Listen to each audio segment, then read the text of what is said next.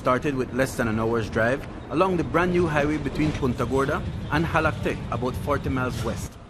The view rivals that of the Hummingbird Highway as the road meanders through picturesque Mayan communities, lushly forested hills and sprawling valleys.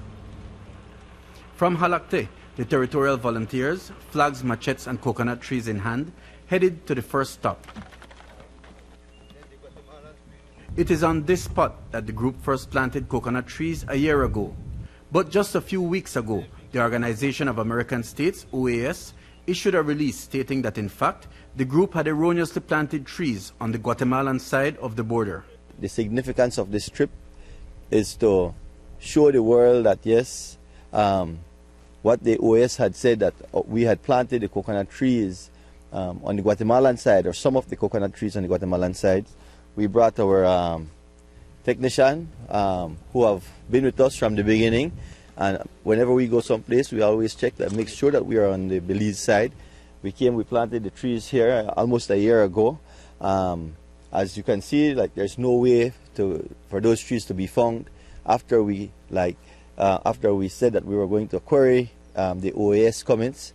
We came out to GPS again for a second and third time to make sure that there was no errors, that we were on Belize side. Well, I'd like to say that I am disappointed today when Will Mejia sounded and issued that press release inviting the OAS to come and re-verify the planting of the coconut trees. Well, I decided to come along to see for myself, and I tell you, well, I'm very disappointed. We are here, and as far as I could see, the OAS hasn't showed up, and it's very interesting. I'm very interested to see what they would have said when we came today if they were present, you know. The GPS readings were taken by former surveyor Orlando Williams, and he verified that indeed we were within Belizean territory. It would have been impossible to tell otherwise. To reach this spot, the group had to pass through farms and pasture land and even climb through a barbed wire fence. Belizeans have been urged to stay clear of the border, but Guatemalans have either not received or have not heeded that warning. Clearly, we are in Belizean territory. There's no doubt about that. We are in Belizean territory. So all that clearing around us, all those people putting up farms, that home, those are Guatemalans though?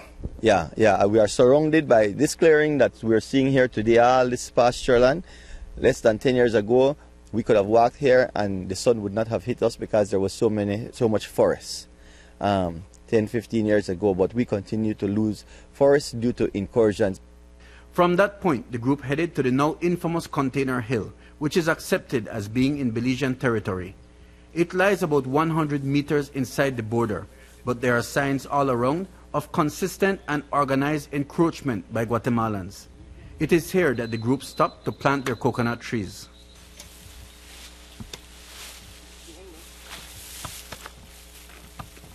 As a Belizean, I think I have a responsibility, we have a responsibility then to take care of our land. And because it's not only me, there will be many more to come. It will be my children and my children's children. So we have to start to work on these issues.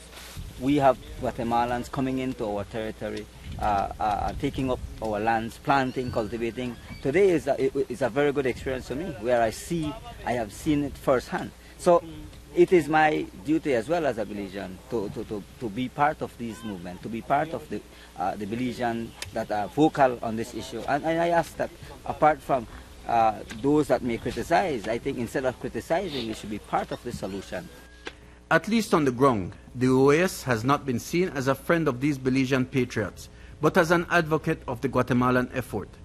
The election of Belize's Ambassador Nestor Mendez as Assistant Secretary General of the OAS should then be good news, but to this small group, there's no cause to rejoice just yet. If you read what the release said in the media, this good gentleman has already declared that his office will distance itself from the Guatemala-Belize issue due to the fact that he's a Belizean and he doesn't want to come off as being biased.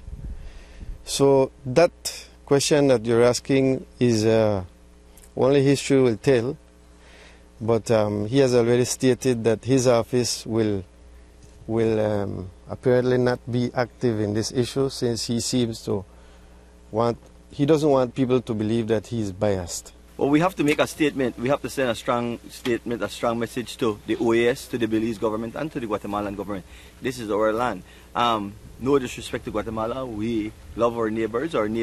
We should be friends with our neighbors, but your yard is your yard and my yard is my yard. We need to take care of what belongs to us. Mike Rodon for News 5.